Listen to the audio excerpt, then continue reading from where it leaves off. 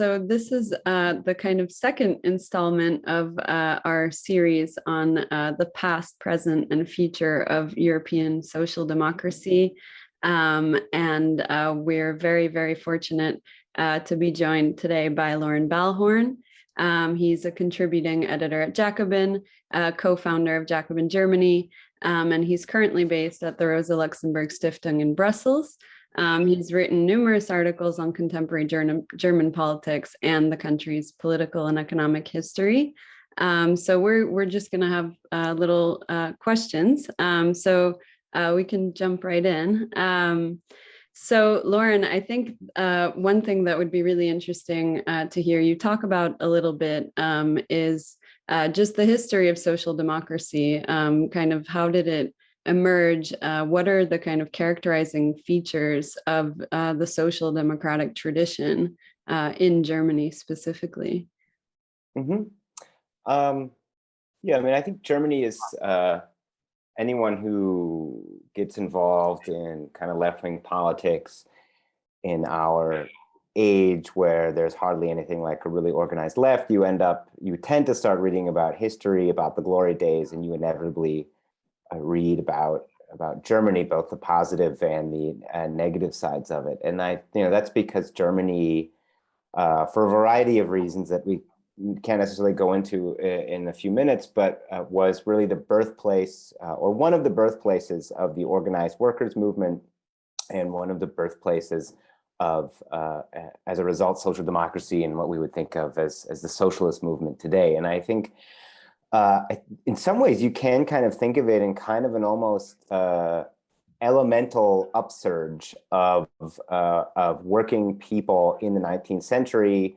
I say elemental in the sense that, of course, there were organizations and there were organizers involved, people like Ferdinand Lassalle or August Bebel, Wilhelm Liebknecht, but really were kind of like these elemental, self-educated leaders who emerged from a class that itself was forming really quickly. And I think that's kind of like the historical moment that many generations of leftists have maybe looked back at longingly, but can't be recreated. Like the extremely fast emergence of a wage-dependent industrial proletariat in these huge factories in these cities that were kind of shooting out of the ground. And I think that's why the German movement was so strong, is that the development was so rapid. I mean, German industry and the German Empire is not reunified until 1871,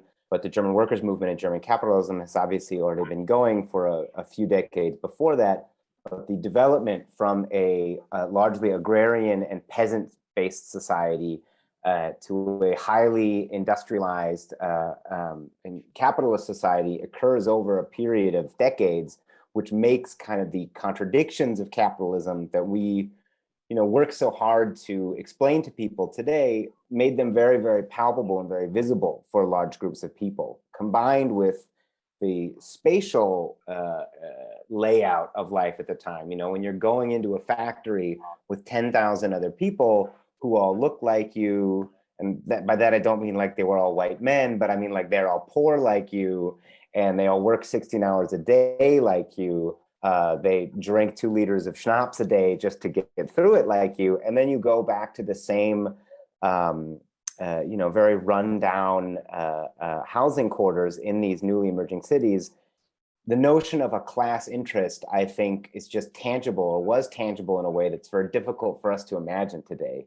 And in that short period of time, these kind of, political entrepreneurs, I guess I would call them, like Ferdinand Lassalle and August Bebel, formed a series of organizations, some of which more resembled political parties, some of which more resembled trade unions, so that by the mid-1870s, you had a very clear distinction or differentiation into a trade union movement, right? So essentially the same organizations that we know today, dues-paying organizations of workers designed to collectively represent their interests in the workplace.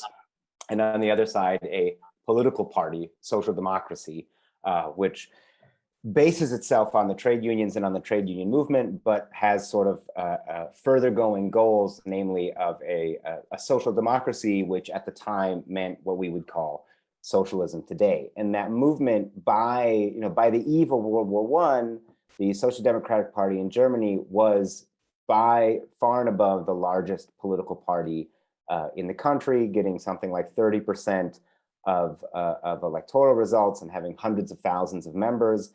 And more importantly, or not more importantly, but I think equally as importantly, because it's something we don't think about or can't even really imagine today, had a real almost, it was in German, they called it an empire within an empire. It had a gigantic social life of singing clubs, of sports clubs, of women's auxiliaries, of biking clubs, all kinds of organizations that not only organized you in the workplace or at the ballot box, but in everyday life.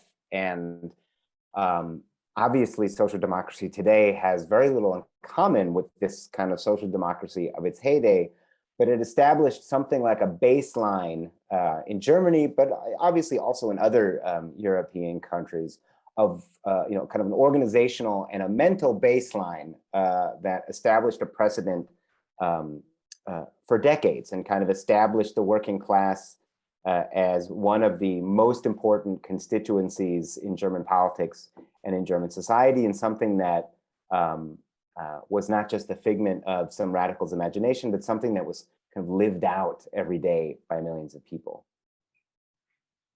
Loren, just to follow up on that, yeah, and in addition to the social and economic conditions in Germany at the time that helped to propel this sort of movement into existence, it seems like the political conditions that prevailed, in late 19th century Germany, also were a big part of this too.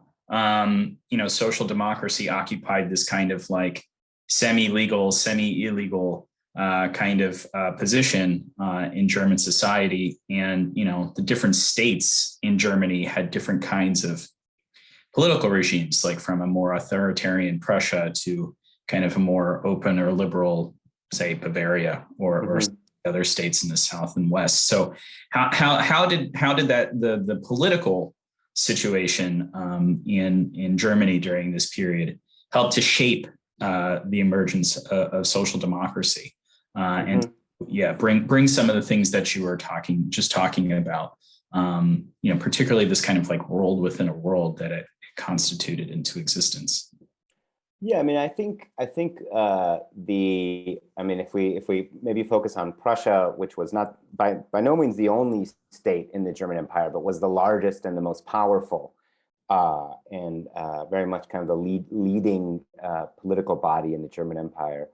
The repression, particularly experienced in Prussia, but also fanning out into the rest of the empire, gave German social democracy, in the same way that it may have given the Bolsheviks later on in the Russian Empire, but under different conditions, and as we know, leading to very different outcomes.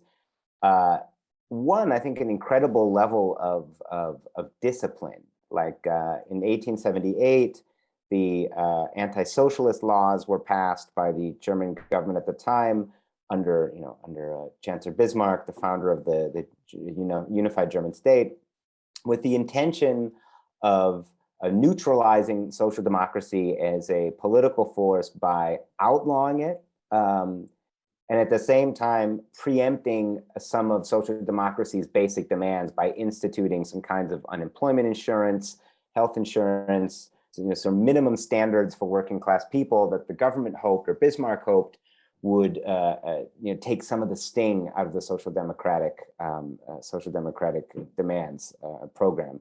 But it kind of had the opposite effect in some ways, in that it forced social democracy to become a very disciplined organization and to expand precisely the kinds of sort of social life elements that I was talking about, because they were now the only legal conduit through which the party could organize. So Social Democrats were still allowed to stand for election, but they could no longer stand for election as Social Democrats.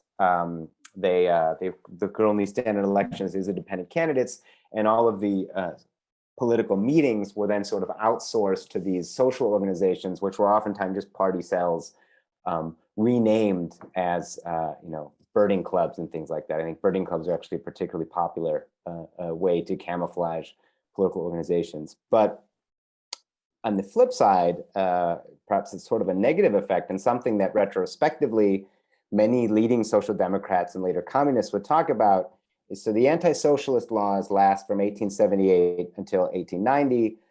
The social democrats establish a very impressive, half above ground, half underground organization. There are complex and very professional, impressive networks to distribute illegal social democratic newspapers around the country. There was a figure whose name unfortunately escapes me at the moment, known as the Socialist Postman, who organized this large network distributing socialist literature throughout the country. And by the time the anti-socialist laws are repealed in 1890, the Social Democrats are larger than they've ever been, and their electoral results are going through the roof. But the effect that this may have had, or that many social democrats retroactively kind of remarked, is it gave the party an incredible self-confidence in terms, particularly the leadership, but also the membership, in social democracy's staying power and almost, so to speak, the inevitability of its victory. So the fact that they were able to survive 12 years of repression and in fact emerge stronger from it, perhaps may help to explain why in 1933, when another period of repression was about to begin, many social democrats did not seem to grasp the severity of what the Nazis represented, because the party had experienced so much repression, comparatively speaking at least, and emerged from it always, in fact, stronger. So I think it makes sense to spend some time talking about the split of the party brought about by the First World War. The decision of the party to not, or at least the party leadership, to not oppose Germany's entry into World War I. And the effect that has on the movement, to split it effectively, I guess you could say three ways. You have the SPD, the Independent Social Democrats, and then eventually the German Communist Party, which comes into existence in the wake of the Bolshevik Revolution in Russia. So this is obviously an enormous question, but yeah, how did that split in social democracy into at least two or three different kinds of factions affect the movement, and influence the subsequent development of social democracy, not just between the wars, but after it as well? Sure. Yeah. I think the split in social democracy, which doesn't only happen in Germany, but is perhaps most dramatic in Germany and has the most impact on the later course of European history, doesn't really start. I think there's kind of there's an image that maybe some people have in their heads, to the extent that anyone thinks about what happened in 1914 at all, 100 years later, of Karl Liebknecht, the son of Wilhelm Liebknecht, one of the founders of social democracy, and later a martyr for socialism along with Rosa Luxemburg, standing up and refusing to vote for the war credits in the German parliament, as if this kind of moment sent a shock or a rip through the organization, which isn't really the case, right? The split took several years, and in fact, opposition to the war, organized opposition to the war, was quite muted at first. And I mean, there's sort of the mainstream historian's explanation is that there was quite fervent support for the war among the working class. There are plenty of other historians who cite a lot of primary sources suggesting that is not the case, that that's kind of a retroactive nationalist or kind of bourgeois myth. But either way, for whatever reason, the split did not really come into full effect until 1917, 1918 with the founding, 1917 with the founding of Independent Social Democracy, which at the time was the larger of the two parties. So even though the old SPD called itself the majority, in reality, they represented the minority in most places, and especially in large urban areas and industrial zones where the party was strongest. But I think the most important in terms of how it affected social democracy, I would argue that the war itself, the shock of 1914, although it did shatter the Socialist International and shattered many illusions about a peaceful transition to socialism in Europe, the long-term impacts on social democracy, I think, are greater of the revolutionary situation after World War I, where you have a very complicated situation in which you do have what would by all accounts be considered a revolutionary uprising, right, of not only of workers, perhaps driven by workers and soldiers, but also parts of the peasantry and the middle class are also supportive of the revolution. And you have essentially two factions of social democracy: the majority social democrats, the kind of the conservative social democrats led by Friedrich Ebert on the one hand, and the independent social democrats, kind of the radical social democrats, what we would consider maybe revolutionary socialists or something along those lines, supported by a bunch of other lesser well-known radical and revolutionary organizations, kind of competing for leadership over this revolution. And at first, at least in terms of the face they were putting forward to the public, as part of one government, right? And maybe the communist narrative would be this Ebert social democrats were seeking to betray the revolution from the beginning. The majority social democratic narrative is more one of the social democrats became the strongest force for a democratic republic in Germany, and certainly had to hold back some more radical impulses, but the real impulse of the revolution was for establishing a democratic republic.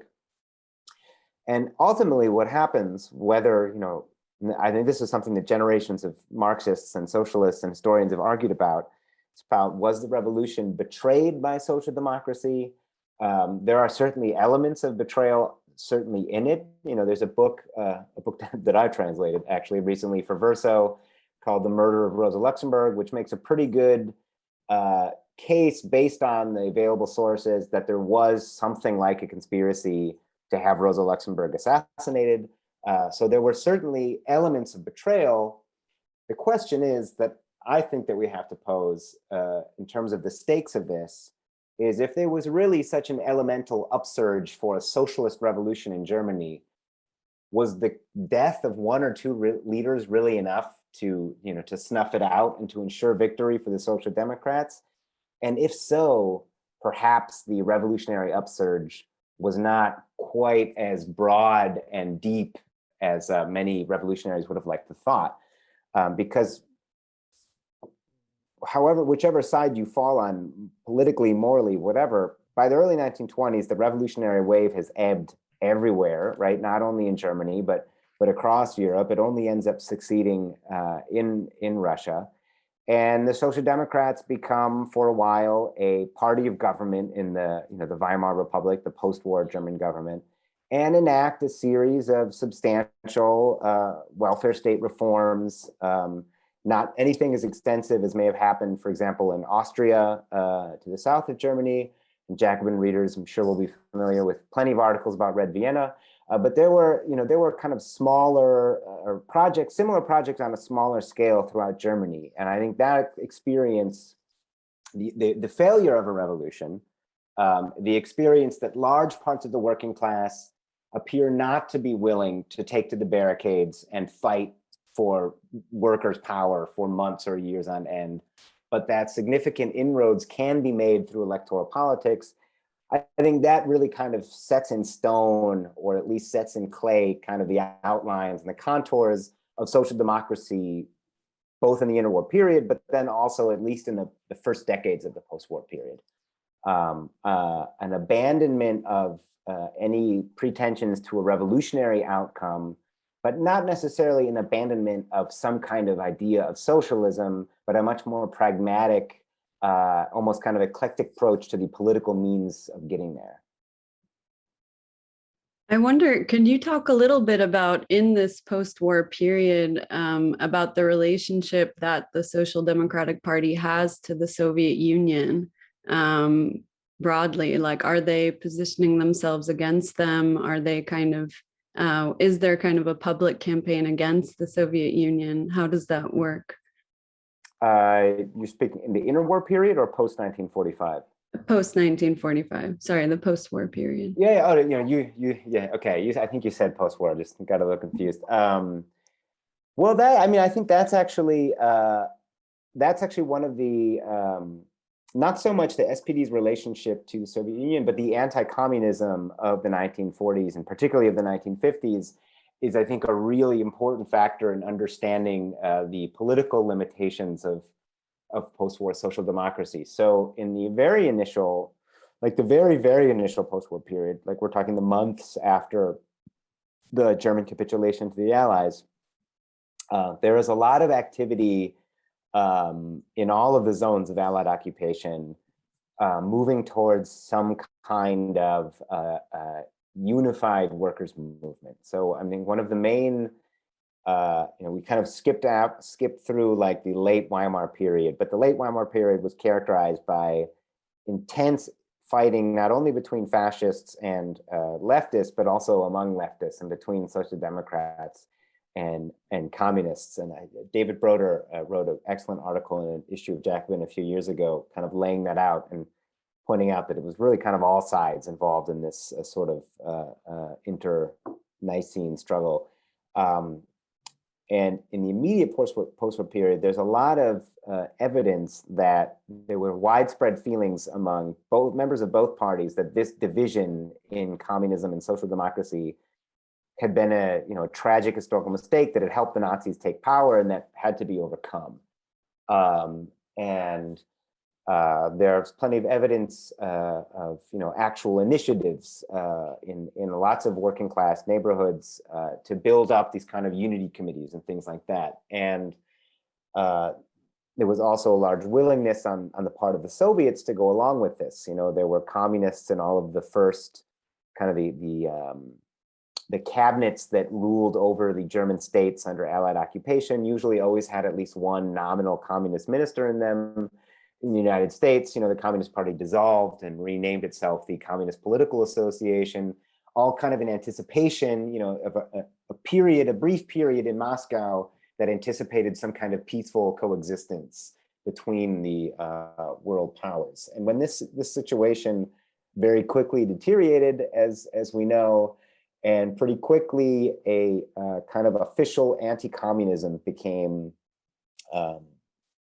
mandated is perhaps too strong of a word, but became extremely virulent in West Germany. And so by the end of 1945 already, Kurt Schumacher, who was the chairperson of the SPD at the time, started making moves to kind of enforce almost like a pro-NATO, or NATO didn't exist yet, but a pro-Western position among the party, and began excommunicating members who appeared too sympathetic to the Communist Party in the Soviet Union, while at the same time the communists responded with their own quite sectarian turn. So that even before the communists were ultimately banned in West Germany in 1956, the communists had not managed to re-enter parliament in the second elections, partially because they had begun to take kind of a line that I think we would describe as ultra-left.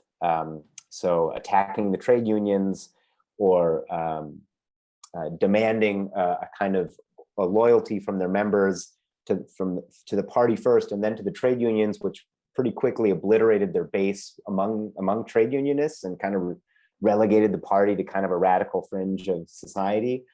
Was at the same time, no matter how much social democracy practiced kind of official communism, anti-communism rather, which I think many members and certainly many of the leaders certainly believed, that didn't change the fact that they were still a left-wing party, a workers' party, and it didn't make it any less easy or any more difficult for conservative parties to kind of beat the SPD with that anti-communist stick.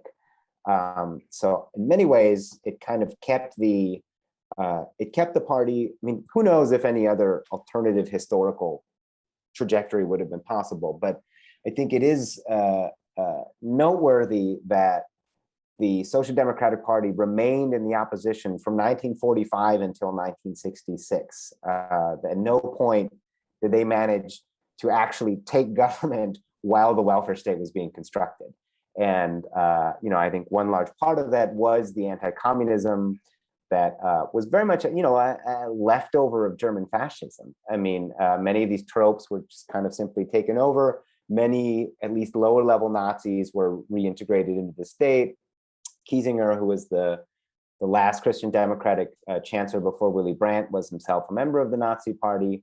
And a lot of this kind of official anti-communism from the Nazi era was watered down slightly and then just reappropriated for usage in the new state. And that certainly kept the SPD well into the late 50s and early 60s. And they still were winning 30% of the vote. They weren't a marginalized force by any means, but they always remained in a minority, partially, I think, because of these the geopolitical boxing in, so to speak. Yeah, if the SPD is the kind of the leading force in Weimar, it definitely occupied a subordinate position, at least for the first couple of decades in the Federal Republic in the West after the war. But as you say, they under Willy Brandt in the middle part and the latter part of the 60s, they come to win a plurality of the votes, form governments and things like that. And this all occurs during a period in which there's something of a radicalization in European social democracy, in Germany and elsewhere, under the pressure of the social turmoil, driving student movements, driving anti-imperialist movements, driving rank and file upsurges and across Western Europe and also US, also places like Japan. So what's going on in social democracy during that period in Germany? Both because it seems like you can correct me if I'm wrong, it seems like it's a period in which it's getting elected to form governments, but also in which kind of the more radical or left-wing elements that had still remained in social democracy during this whole period were also getting strengthened. Just I guess kind of broadly, what's the portrait of social democracy in Germany, in this kind of like 60s, 70s? Yeah, I mean, it's kind of it's not a straightforward or linear development. There's kind of the SPD, in fact, at least on economic policy, almost sort of lurched to the left in the 1950s, simply due to the fact that so many, especially with the banning of the Communist Party, but even before with its turn kind of to this kind of ultra-left sectarian kind of Stalinist policy, more and more kind of heterodox leftists and Marxists are returning to social democracy in the 50s. So that during the 50s, you have quite a few, in economic policy, you have quite a lot of debates around things like socialization, nationalization.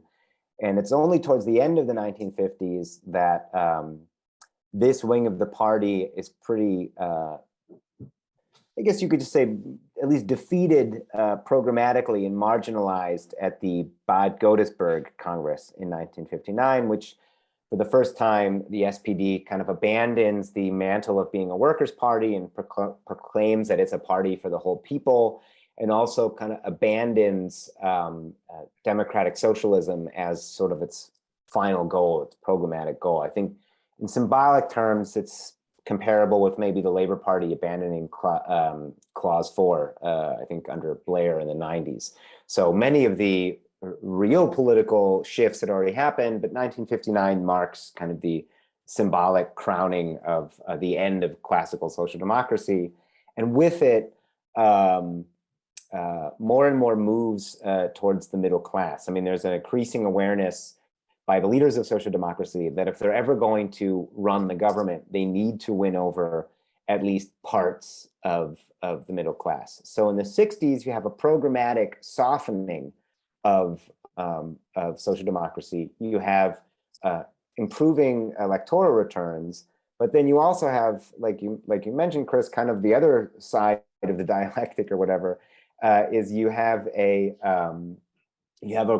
broader radicalization going on in society. So you have the student movement, but you also have, in Germany, quite big was the apprentices movement. So basically young workers who are in training programs, self-organizing, demanding higher wages, demanding rights at the workplace, and you have the anti-war movement. So you have an explosion of social protest across West Germany, as you have across Western Europe.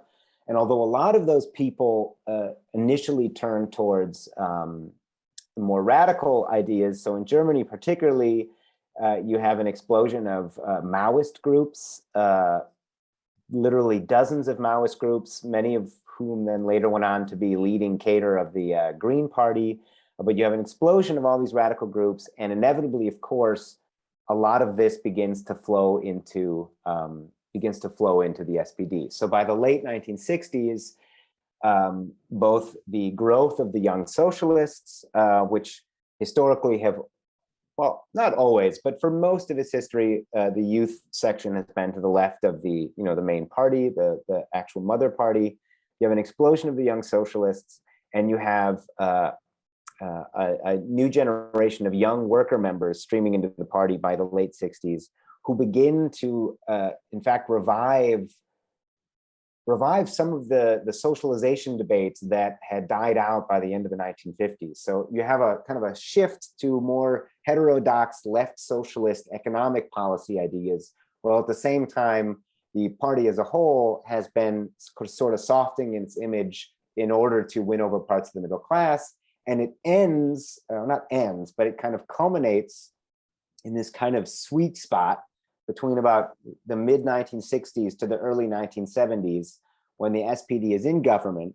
So from 66 to 69, it is the junior partner to Kiesinger's government, the former Nazi, but supposedly not a very passionate Nazi.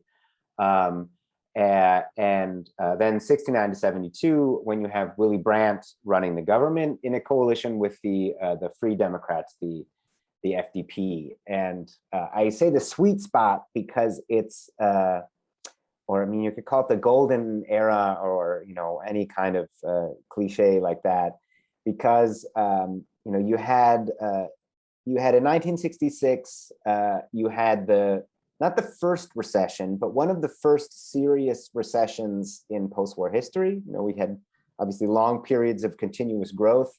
In 1966, you have the first economic turbulence, and despite still being the junior partner in government, the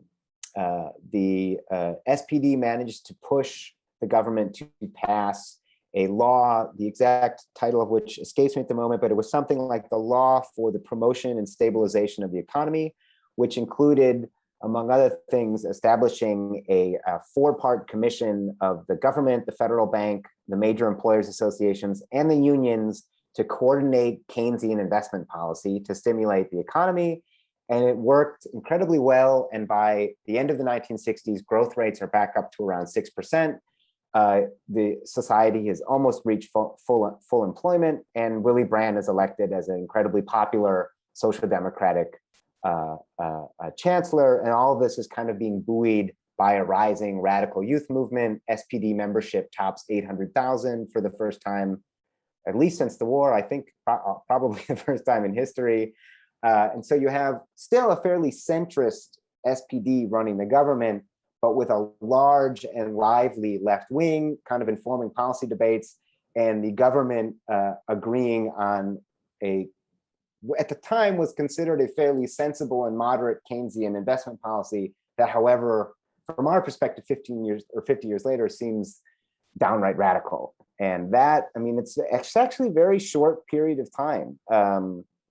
We're really only talking about, well, I mean, Willy Brandt only lasts 3 years, but that's not really immediately related to Keynesian politics, but rather geopolitics. But by 1973, we have the oil shock, and then real economic difficulties begin. So there's really only this 5-6 year period where kind of our idealized notion of post-war social democracy was really implemented in Germany. Obviously, much different to a society like Sweden or something, where social democracy was in power for long stretches of time. In Germany, it was in fact a quite short, but probably pretty great time to be around. Yeah, you mentioned the oil shocks and some of these other global pressures. So yeah, what happens? I mean, you have high growth rates, everyone's happy. Willy Brandt is super popular. When do we start to see the shift, and what are the primary causes behind it? Well, I mean, obviously there's the oil shock, there's the end of Bretton Woods, there's the economic turbulence that the entire world is experiencing at the time, and then is putting pressure on all social democratic projects and all, any capitalist welfare state. And in policy terms, I think the SPD finds itself a bit unprepared, perhaps, not expecting the depth of the economic difficulties. I forget, Peter von Oertzen, who was a Marxist political scientist and also later an important SPD politician. He supposedly said in 1959, when Bad Godesberg was passed, which he was a supporter of, I think he even helped to draft kind of the program, but he supposedly made a comment about, all of this is predicated on the notion of infinite economic growth. And should we ever experience a moment where that's no longer possible, kind of our whole concept will fall apart. And it doesn't immediately fall apart in 1973, but the upward progress stops. So in the early 1970s, before 1973, kind of on the wave of this, buoyed by this wave of young radical students and young workers and other leftists coming into the party, there's a huge programmatic discussion in the party around a document that was called Organisationsrahmen 85, like something like Organizational Framework 85, which proceeded from the assumption or the observation that the growing capital concentration in West Germany was making the national economy less competitive, and kind of put forward a vision whereby the state under social democratic control would not replace the market, right? There was always, in post-war social democracy, there was always kind of a phrase, as much market as possible, as much planning as necessary. That was always kind of the unofficial motto of economic policy. But OR 85 starts to put forward some very cautious ideas about maybe the state needs to develop some kind of nationwide investment plan to direct the development of the economy, break up some of the larger corporations, and ensure, like controlled competition within a structured national kind of long-term plan. And then the oil shock happens, and then the Germany weathers it fairly well up until about 1975, when Germany's faced with a huge recession. Unemployment goes up over 1 million for the first time in, probably since 1945, and the Keynesian model really starts to buckle. So you have, as you do everywhere else in the Western world, you have a skyrocketing inflation, growth slowing down. But I think most importantly, and this is also not unique to Germany, but you have a real pincer grip situation in which, on the one hand, economy's stalling, overall state tax revenues are beginning to dip as a result, employment's going through the roof, and at the same time, your social spending is going through the roof. And this is the same crisis that has hit social democracy all over the industrialized world many, many times, and to which we've still not found a good answer. What it looks like in Germany at first is fairly mild. So 1975 is, like I said, that's when the elevator stops going upward. So there is one last tax reform passed by the Social Democrats in 1975. That is a real redistributive reform towards the bottom 30-40%. But it's kind of the last time in post-war history where that happens. Like every tax reform and every labor market reform since then has always been taking away from the working class and taking out of the pockets of the workers. 1975 was the last positive redistributive reform in kind of a classical social democratic sense. But beyond that, the cuts to the welfare state are quite minimal. Helmut Schmidt, the successor to Willy Brandt, wanted to go much, much further.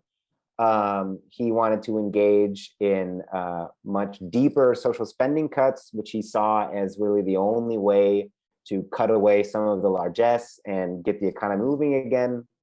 And at the same time, their coalition partner, the Free Democrats, which is traditionally a middle-class party, traditionally a party of small businessmen, of entrepreneurs, of doctors and lawyers, but not necessarily always a right-wing party, and was in government with the Social Democrats for a decade because of that. But I think especially as inflation starts to rise, and this party is trying to serve its core clientele, that party or that core clientele is watching their investments, their savings, lose value through inflation, and the FDP becomes much more hostile to any kind of expansion of the welfare state. So you don't have the kind of dramatic turnaround that you saw in Great Britain, for example, but you have about 7 years of stalemate in this weakened social liberal coalition, which then falls apart in 1982,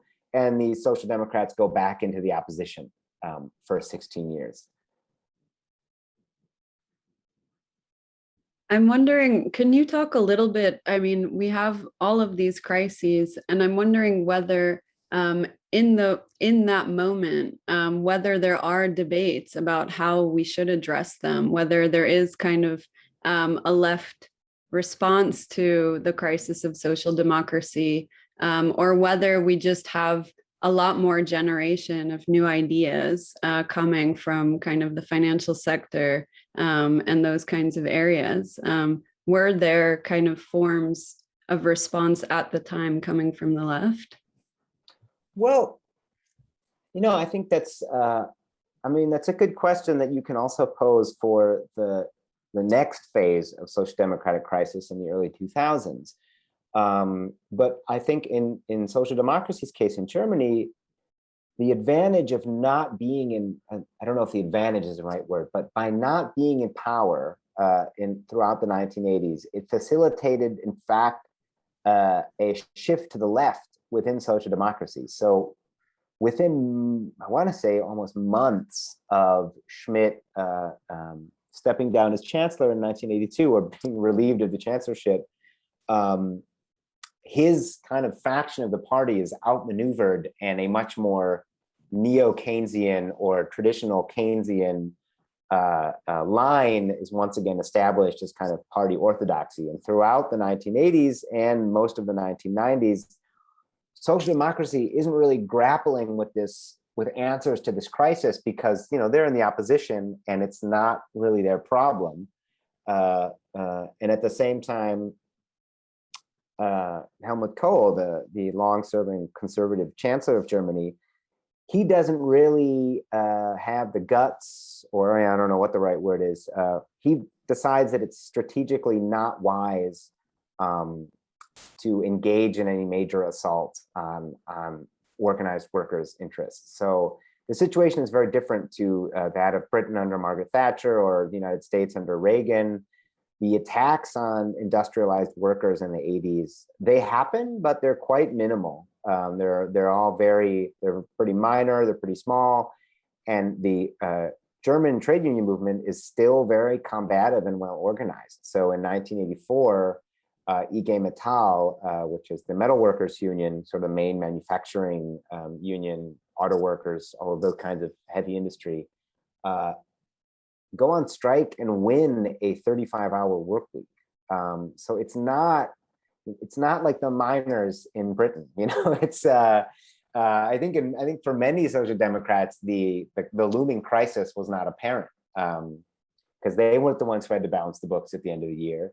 And the unions were still going pretty strong. So it's really only in the 90s that these debates take on renewed importance. And really only after the election of the Social Democrat Green government in 1998, and then it's the re-election in 2002.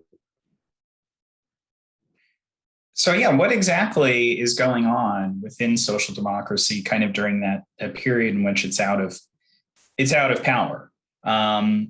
This is definitely a period across the West in which social democratic parties and movements are rethinking their relationships with, kind of working class voters in general and trade union movements in particular.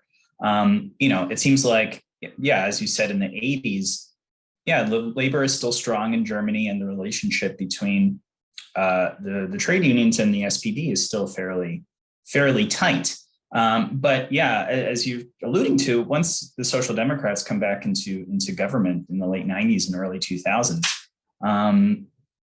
that situation seemed to have changed based on what the Schroeder government did in terms of its reforms to the labor market and other things. So how then do we explain that kind of turn in social democracy if we have this period where there's something kind of a leftward shift in terms of economic policy, and a still relatively close relationship with labor? How then does that come apart, during the social democratic green governments of the late 90s and early 2000s? Well, it's actually pretty impressive if you look at some of the people who run the Social Democrats today, like the new Chancellor Olaf Scholz. In 1987, I don't know if he was the leader of the Young Socialists or just a leader of the Young Socialists, but in 1987 he was going to East Germany and speaking at rallies of like the communist youth about the need to kick NATO out of Europe, and we need to demilitarize. And in fact, in large parts of the social democratic youth and the left wing, there was the dominant theory was of state monopoly capitalism, like something that I haven't heard at a DSA meeting, but was a very widespread notion of how to understand organized capitalism in the Western left pre-1989. And this was widespread deep into in the social democratic circles, that we had some kind of a certain form of capitalism run by a monopoly of the state and the major corporations. And the job of the left was to build a popular front against this, right? And it was very much open to, by the 80s, they were very much open to collaboration with the communists. The fact that the Communist Party in Germany was never a real political or electoral threat certainly made that decision easier. But you had, at least verbally, what seemed like a big shift to the left among significant sections of social democracy throughout the 80s. And I think what really changes is, or what does really change, I don't know, is German reunification. The collapse of East Germany in 1989 and the very quick annexation, legally speaking, annexation of the East German states into West Germany, and also the integration of those 17, 18 million people into the West German welfare state, dramatically increased the costs to be borne by the West German state. And I think, there are debates among political scientists and historians, like, to what extent did the West German political class know what it was doing at the time? To what extent did they realize what a social shock this would all be? But then there's debates on the left about, was reunification really the best idea? Or would there have been alternatives that maybe would have been more socially acceptable, just in terms of a less dramatic collapse in the standard of living and like the life world of East Germany? But regardless, it happened the way it happened, and it led to a massive increase in unemployment, because quite quickly, large chunks of the East German economy collapsed. And there are various theories as to why that is.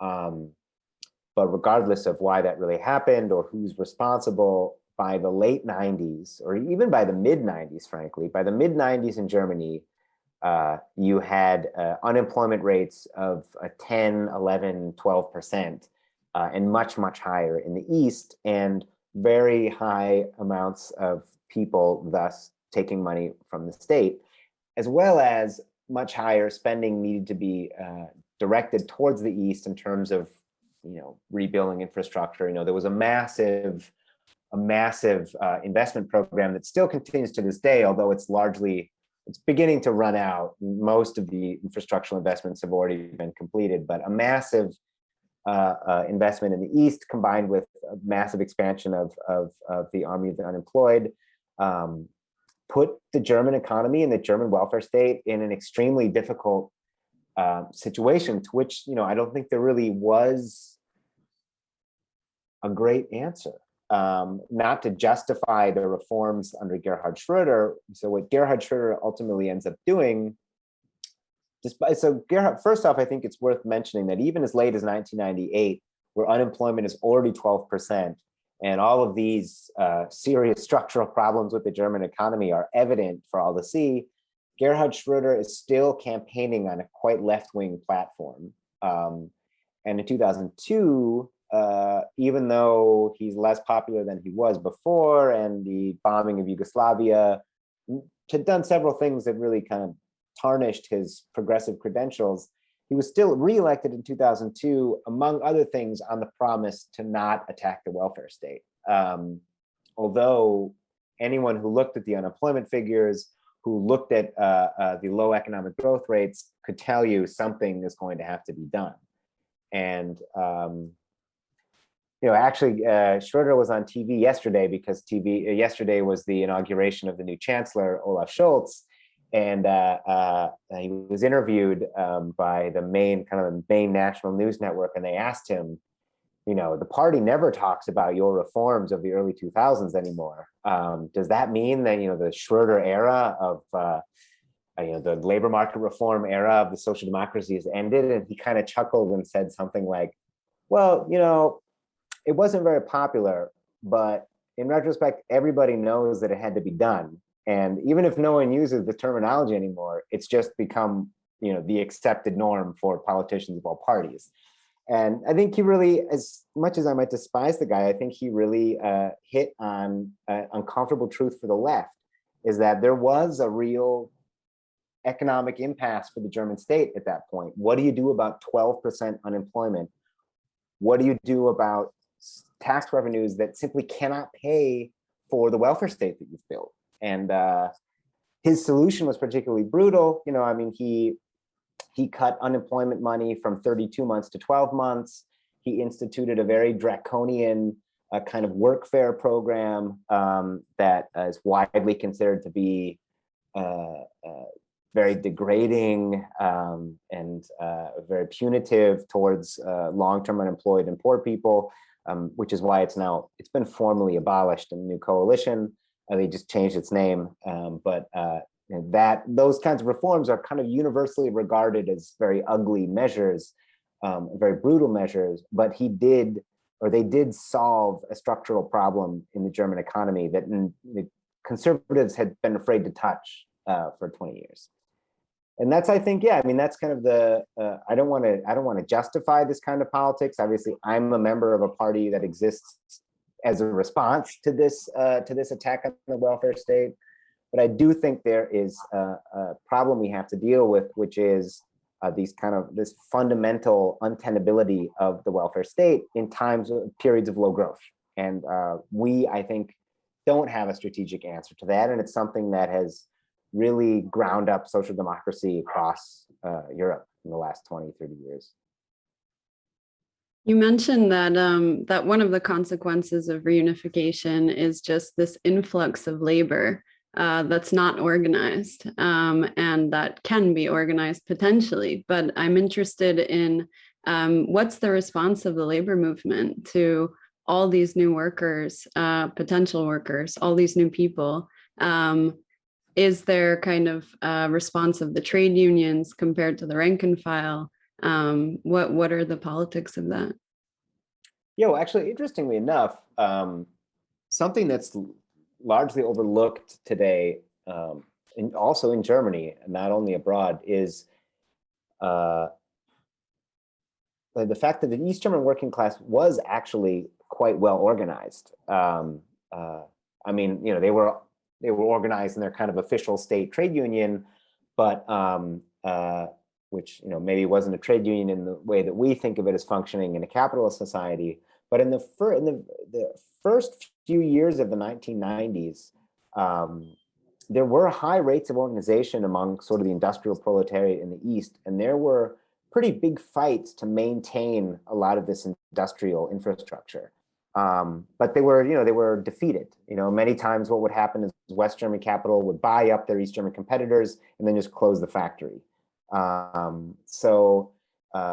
Which meant not only huge economic dislocations for those populations, but also huge social and political dislocations, that kind of the traditions of organization that did exist in that society, even if it was, different than the trade union organization in the West, was kind of pulverized and sort of scattered to the wind. And also sort of the class consciousness or trade union consciousness of these workers was very much scattered and fragmented. And many of them moved to the West, moved to new cities, integrated themselves into new communities. So a lot of that social fabric that in 1989, during the protest movement, but also in the first years of reunification, had proven surprisingly resilient and surprisingly combative, was simply shredded. And I would say now, increasingly in the last 10 years, because there's a period of real desolation in East Germany, economically and socially. I forgot the name of it, but there's a Netflix series that I think they dubbed into English for America that kind of is about East Germany in the 1990s. And it's mostly about neo-Nazis, but they really show kind of the, it was not a nice time to live there. And there wasn't a lot to organize. There were not a lot of industries there to organize, but especially in the last 10 to 15 years,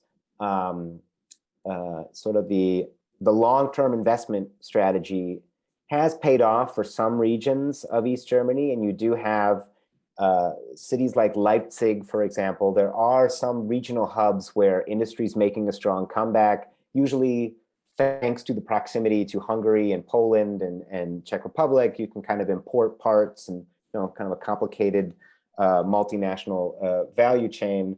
And in those places, labor actually has been working pretty hard to organize workers, especially in the factories in East Germany, IG Metall specifically, but also in the service sector, Verdi, which is the large service sector union, have been launching pretty, I don't know if impressive is the right word, but substantial organizing drives to bring these people back into the labor movement.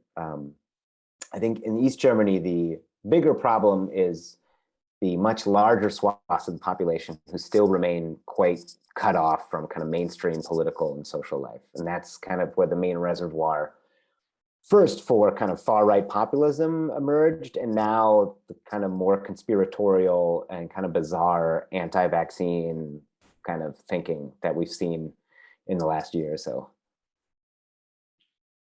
Now, Loren, just a little bit earlier, you alluded to the formation of Die Linke, the left party in Germany, as one of the consequences of the Schroeder government's neoliberal attacks on the welfare state, its labor market reforms, and so on.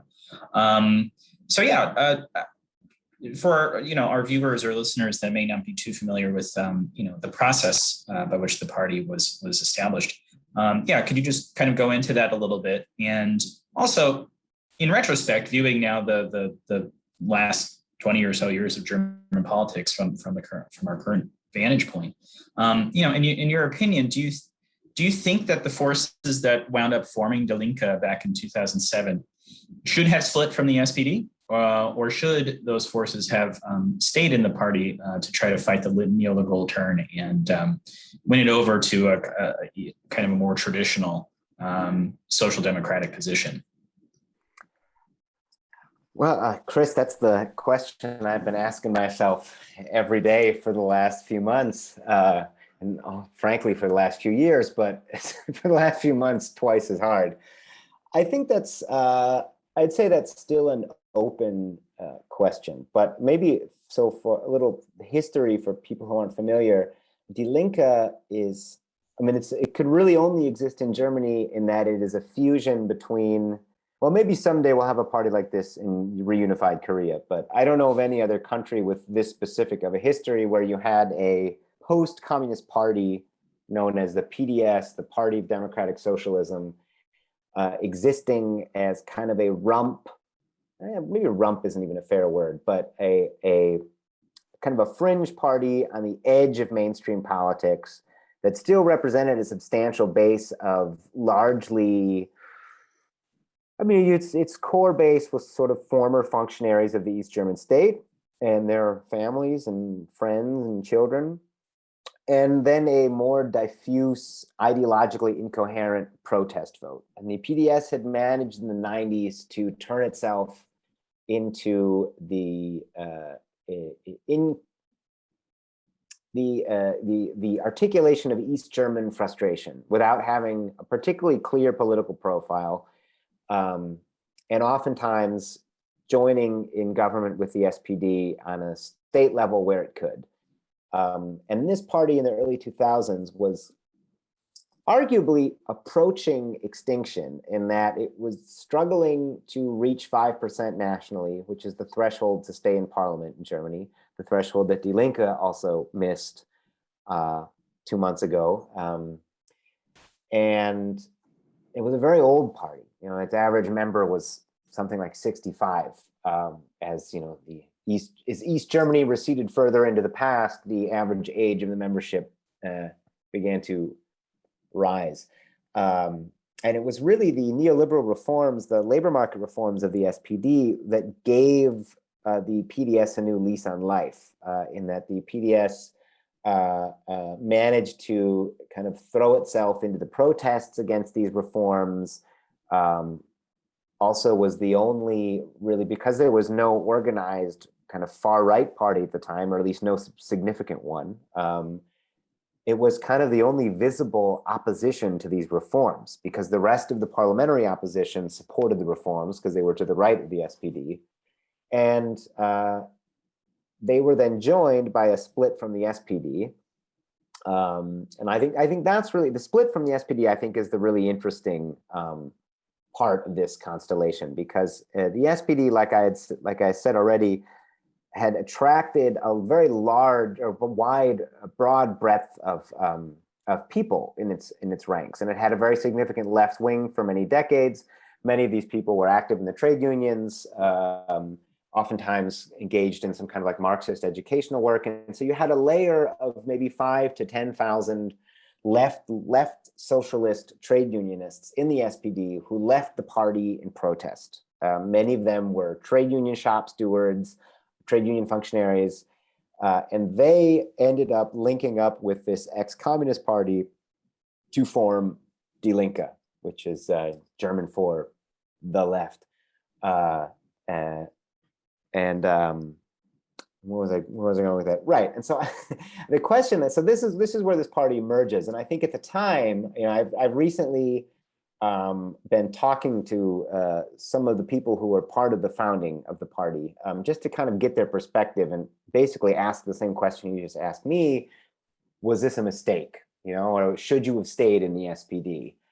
And I think that I understand why at the time the prospect of establishing a socialist party to the left of the SPD in parliament seemed like, and truly was, a historical opportunity that had to be taken advantage of. I mean, Germany had not had a left opposition to social democracy in parliament since 1953.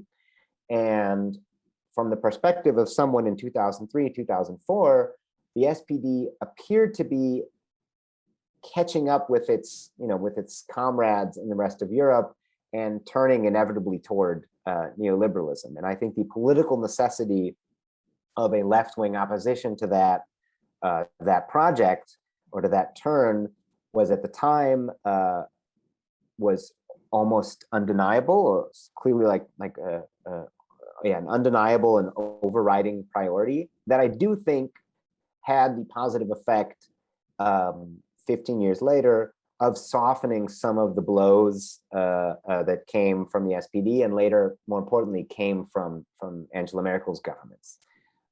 Certain things like the demand for a minimum wage, which the Die Linke had been raising since 2005, specifically the demand for a minimum wage, that might be the only good example I can give you, probably would not have happened without having Die Linke in government. But the broader question, because now here we are 15 years later, the most common sense parts of Die Linke's program have been readopted by the SPD, and Die Linke seems to be struggling to find a justification for its existence. I don't have a good answer for you, because I think it would be easier to answer if we were in a situation like 2015 in the UK. If Olaf Scholz was Jeremy Corbyn, and I know that the New York Times just published an article the other day kind of making it sound like he's Jeremy Corbyn, but I assure you he's very far away from Jeremy Corbyn. And his government, well, there was unfortunately never a Corbyn government, but the Scholz government will be very far away from what a Corbyn government would have been. I think in a situation like that, the strategic choice is much more clear. You want to be where the action is. You want to be in the broad Social Democratic Party with a socialist chair or leader or whatever. I think the situation in Germany is still more open. If you look at, the SPD's election results and its membership, it has recovered some of its base. It's no longer in the catastrophic situation it was in 4 years ago or 5 years ago, where it was polling 15% and losing members hand over foot. But it hasn't actually reestablished itself as something like a working class party. Its base remains overwhelmingly middle class, overwhelmingly situated in the public sector. Nothing against teachers, nothing against the public sector. But similar to the situation in the United States, it's one part of the economy that has been largely insulated, or not largely insulated, but has not been subjected to the same amount of a neoliberal onslaught, and is a bit, it itself does not represent a base in the broader working class. And whether the SPD can return to that kind of a constituency, I think is unclear, and whether the party leadership wants to, I think, is very much an open question. The young socialists a few years ago were talking about things like socialism, and there was, I think, a brief moment where some people thought, oh, maybe we should have been at the SPD all along. Maybe the left is more lively than we thought. And last year with the election of the new leadership, but very quickly, all of those figures have been tamed and domesticated. So it's not like Labor in 2015. We don't have social democracy moving far to the left. We have social democracy correcting some of its mistakes from the mid-2000s and moving more towards a center-left perspective. I do think there is still a space, and I don't know if there's a need. There's a space, I think, for a democratic socialist opposition to the SPD. And I think that's the space that Die Linke should fill. And I think if Die Linke was perhaps a more agile political party than it is at the moment, it could be using this moment more strategically. But that has not panned out. And so I think there are probably a lot of people asking themselves, would it be better to be the left wing of the center and be in the SPD than to be on the outside looking in? But I don't think we'll be able to know for a few more years. So the SPD has now just signed a coalition agreement with the Green Party and the FDP, and you seem a bit pessimistic, but what can we kind of expect from these coalition talks? Can we kind of expect any sort of resistance to the kind of neoliberal trend, or are we looking at kind of more of the same? I think it won't be a repeat of the government under Schröder and Fischer. I think it will be some sort of less neoliberal than 20 years ago. But I think the reason for that is because, in some almost perverse or ironic way, thanks to the labor market reforms and thanks to the cuts imposed by the last social democratic government, and there's an argument to what extent the current economic boom in Germany is a direct result of those reforms. I couldn't give you a qualified opinion, but because of the changed economic situation, the much better situation on the job market, the much stronger position of the German export economy, there's simply more financial room to maneuver for the current government. So they won't have to enact the kinds of there's no reason for them to enact unpopular measures that fiscally they have no need for. it'll be a largely centrist government. I mean, the presence of the FDP will really limit, I think, Scholz's room to maneuver, particularly in terms of spending. I mean, the German fiscal situation at the moment is fantastic, and the state coffers are bursting at the seams. So right now there's plenty of money to distribute. We'll see how much is left after all of the COVID stimuluses are paid out.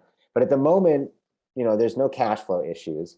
But the fact that the FDP managed to get the Greens and the SPD to agree to the debt brake, right, which is like the constitutionally anchored mechanism which prevents any German government from spending beyond a certain level every year, and is largely viewed by not only leftists but also plenty of moderates and progressives.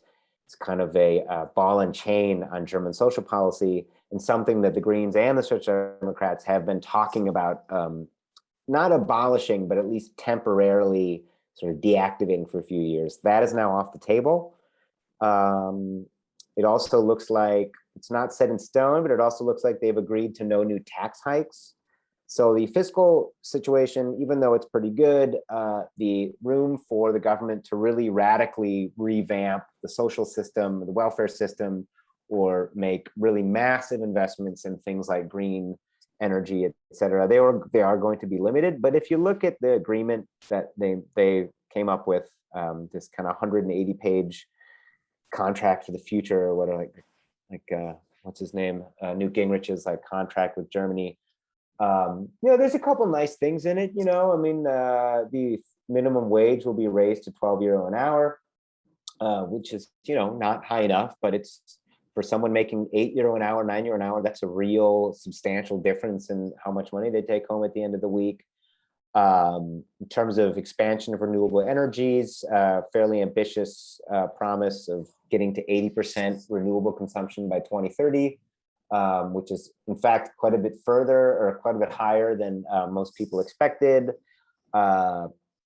Fairly ambitious plans to expand public housing, various public infrastructures. So yeah, I mean, I do think that we're going to see, we're not going to see a return to classical post-war social democracy, by no means whatsoever.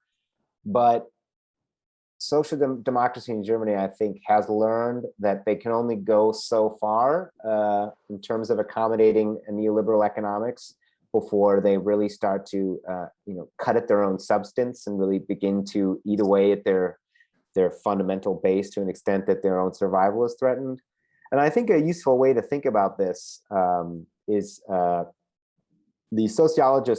German sociologist Oliver Nachbay, who's been in Jacobin a few times. He wrote a book a while ago called Market Social Democracy, where he kind of puts forward the argument that to understand neoliberal social democracy, it's not really useful to have this kind of betrayal framework, whether you're talking about 1914 or 1923 or 1998, it's not so much that social democracy betrays its principles so much as over the last 20 to 40 years, increasingly, the centrality of the market in realizing these principles has been integrated into the way social democrats see the world and formulate policy. So if you look at the way, even at the height of the neoliberal reforms, if you look at the way all of these social democrats talk about what they're doing and justify what they're doing, it's always in the name of social justice. It's always in the name of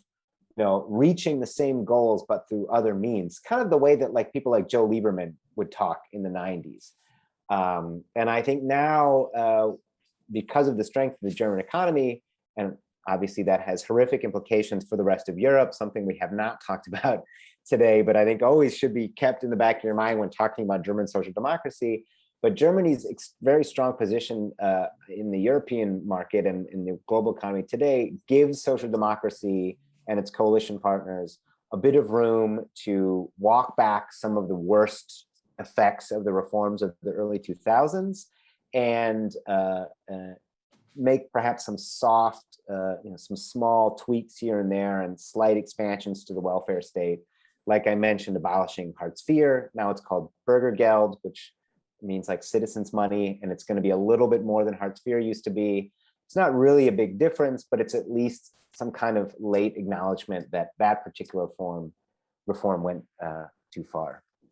Oh, and they're going to legalize marijuana. I guess that's, ooh.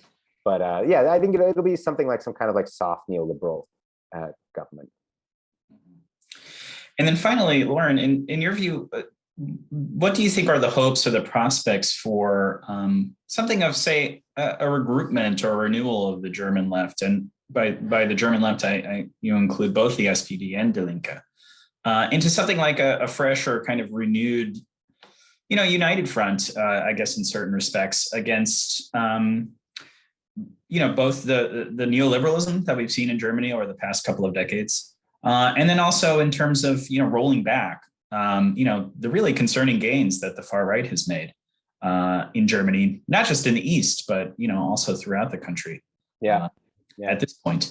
And here's where I think maybe the question of policy relative to Europe and some of Germany's neighbors might come into play. So yeah, what's your sense of the prospects or hopes for for the German left to kind of start working together kind of in a more coherent or effective fashion and doing things like reorganizing the reformed German working class, or back against the far right, and these other sorts of dynamics underlying a lot of what we've been talking about?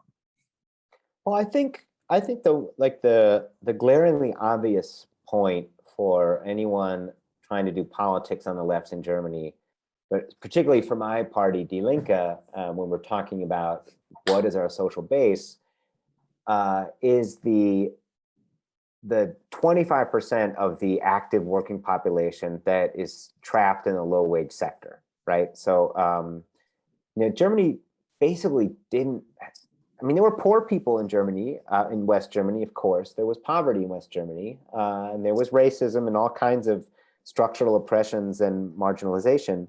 But there wasn't really something like a low wage sector until the 1990s. And accelerated by the reforms of the early 2000s, we now have a low wage sector that is something like 8 million people, slightly under 8 million people, about 25%, a little under 20% of something around 20% of the working population. And that is a brilliant base to start rebuilding some kind of a left party, a part of the population that really doesn't have a voice in parliament or anywhere else in civil society, and which was for a little while kind of the base of Die Linke. I don't think there was any like meaningful roots in that population, but for a few election cycles, a lot of those people did vote for the left as a way to at least give the middle finger to the mainstream, the center left and center right parties that had put them in that position. And I think that's where our real problems begin, is when, because we did not, by we, I mean the left and Die Linke, because we did not succeed in building any real meaningful roots in these populations or in these parts of society, when the far right party, the AfD, emerged, at least parts of that population were receptive to that message. And to this day, I'm not sure. I think it's really difficult to say how many of those people are really taken in by the racist parts of the message, and how many of them are just taken in by the kind of fundamental screw you attitude that this party exudes, whether it's wearing masks, whether it's accepting refugees in your hometown, but it's also, I wouldn't say left-wing demands, but also, kind of populist-y demands that the left could get behind, things like wage cuts, things like high unemployment. Like the far right does a very good job of catalyzing this generalized frustration, right? And kind of bringing in people, maybe not people from the left, but people who would not necessarily be interested in a far right message are kind of driven in by that frustration and anger that they exude. And I think that figuring out how do we connect to that section of the population is going to be vital for the survival of the left. And I think also in turn vital for your question of how can you rebuild something like a united front against neoliberalism, because what you have to remember in Germany is, and like the German capitalist class is like pretty good at managing the economy and pretty good at preventing major dislocations. So we do have the low wage sector, but for example, we never had something like the lost in parentheses, but the lost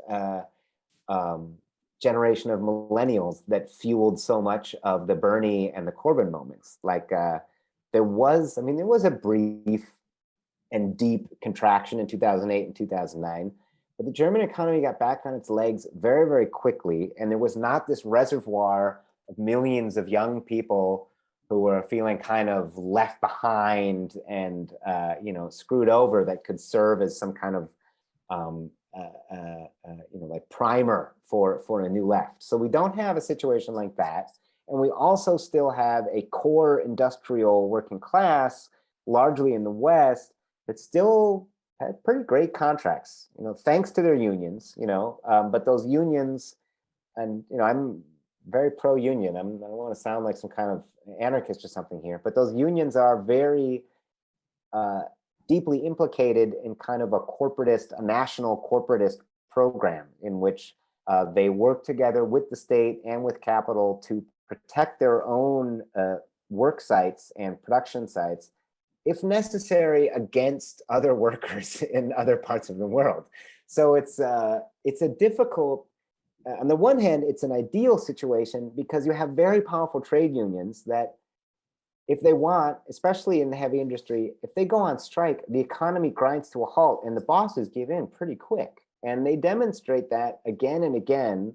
A few years ago, there was a strike to implement some kind of like a 28-hour flex working week for workers who wanted to take advantage of it. They won in 24 hours. It's hard to imagine in large parts of the world is a union movement that's still so strong in such a key part of the economy, but they're also very implicated in that same economy. And so I think it's in many ways still quite difficult in Germany to talk about what would a united working class front and middle class front look like when there are still such clear distinctions within the class and almost maybe sometimes even diverging interests. And I think the same applies to Europe as a whole. In many ways, Germany subsidizes its own working and middle class by importing really cheap Eastern European labor. And it's one thing to have a moral conversation about that with a person in Germany. And I'm sure they would all agree, yeah, of course, the Bulgarian guy working at the slaughterhouse should make just as much as the German guy. But it's another question, are you willing to pay more for your healthcare? Are you willing to pay more for food? Because there are some undeniable kind of contradictions here between different segments of the European working class that are facilitated by German economic and political hegemony. So I think it's a long road to rebuilding the left in Germany. But a few things, and we just experienced a pretty damaging and painful defeat in the elections. But one thing I do think is really interesting and maybe cause for something like hope is, even if the Social Democratic Party of today is far to the right of the Social Democratic Party of the 1970s and far to the right of the Social Democratic Party of the 1910s, the last couple election cycles, they're not talking about socialism by any means, but they have returned to kind of a rhetoric of I would say like a positive identification with the class. So like Olaf Scholz's main campaign slogan, for example, was respect, right? And I'm gonna, which is, yeah, it's kind of sounds a little bit of Obama-esque, but very much prioritized featuring working people in his commercials and talking about, we want a country in which the cleaning lady is treated the same as the Fortune 500 executive, right? And we want a country that offers everyone the same chances and, blah, blah, blah, et cetera. And that seems to really resonate with people. And I mean, that's not an empirical base for anything, but the fact that that kind of messaging seems to be resonating, and that polls indicate that large majorities of Germans of all classes and all racial and gender identity markers support a broadly social democratic program, at least in theory, in the abstract, I think gives you some kind of hope that there's a possibility to articulate these interests in a organized fashion. That said, concretely, where the parties are all at in Germany right now, it's going to be a long road. I think it's going to be a long road to getting back to a kind of healthy, egalitarian left populism that is not that really can connect with 50% plus one of the population, without giving up kind of a class struggle edge, which is what social democracy today largely does. They've got a good social justice messaging that takes a lot of people with them, but they don't talk about the 1%. They don't talk about the boss. And then Die Linke, I mean, I'm kind of exaggerating here a bit, but Die Linke manages to talk about the rich people and talk about the enemy, but does not manage to connect to the average person who could maybe help you fight that battle.